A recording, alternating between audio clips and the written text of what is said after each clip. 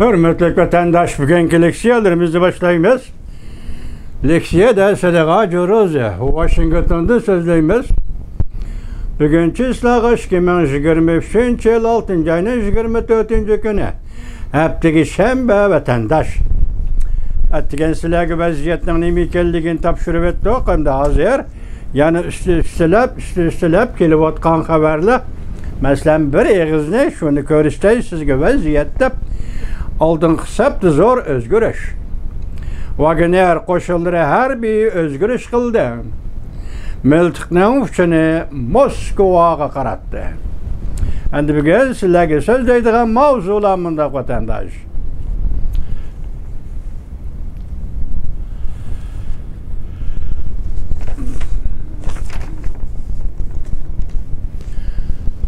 Prigozhin. Wagner koşullarının başlığı Prigozhin. Munda görsetti. Wagner kurallıkları Don Deryası boyundaki Rostov şehri Rusya armiyası baş ştabını kontrol kıldı. Dep görsetti mavzulu haber 6. ayının 24. günü Amerika avazının Xitay programımız ilan kılındı haber. Mundak başlandı. Wagner hususi kurallıklar groyunun başlığı Yevgeniy Prigozhin şembe günü mundak görsetti. Minin armiyam Rusya'nın canubudaki Don Deryası boyundaki Rostov şehrinde Rusya armiyasının baş ştabı bu şehirdeki her bir bazısını kontrol kıldı. Hazır ettiğin saat 7'den 30 minut ötkende biz Rusya kuruluk armiyasının baş ştabıda duruvatımız. Rusya armiyasının Rostov harbi bazı bir aeroplan stansiyasını öz içi alıdı. Bu hem kontrolluk astığı elinde. Prigozhin yukarı haberini amvi matbuat telegram torbitide video filmde ilan kıldı. Şembe günü Prigozhin ve onun jangçıları Ukrayna'dan Rusya'ya girdi. Rusya'nın Rostov şehriga kirdi. Chegara qismlarining qarshiligiga uchramadı. Prigozhin mundaq ko'rsatdi. Mening askeri qismlarim tayyorlik qilib bo'ldi. Yo'l bo'yi Rusya armiyasiga qarshi turdi. Kim to'sqinlik qilsa, shuni betchet qiladi. Rostov shahri amaldorlari shahar aholisining uyda jim o'ltirishni shahar markaziga chiqmasligini talab qildi. Telegramda video filmda Prigozhin mundaq ko'rsatdi. Chegarada turishliq yosh askarlar orqaga chekindi. İki taraf qurolliq elishmadi.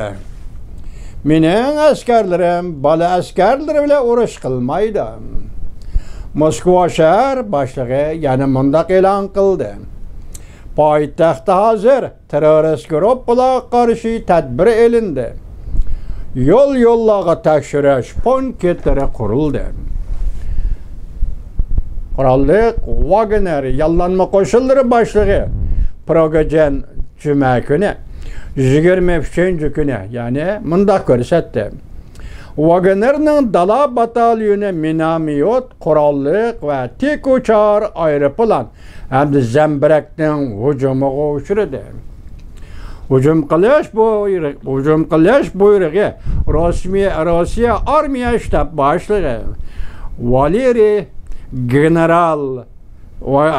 Valeriy Gerashimov generaldan keldi. Kechiringlar. Prigozhin mundaq aybladi.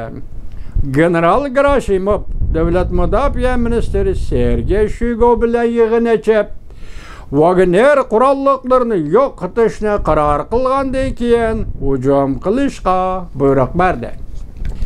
Rossiya ta'sisi shanba kuni xabar qilib, mundaq ko'rsatdi. Rossiya prezidenti Vladimir Putin butun davlat organlaridan doklad qabul qilyotdi. Qurolli harbiy o'zgarish qilguvchilarni aniqlab turyotdi. Reuters xabar qilib mundaq ko'rsatdi. Moskva ko'chalarida harbiy mashinalar paydo bo'ldi. Washington Davlat Bexatarlik komitetining bayonotchisi Adam Hoji Cuma günü 23. günü yani mundaq görsətdi. Aksaray vəziyyətini közütüb ittifaqdaşlar bilan məsləhətləşiyotadır.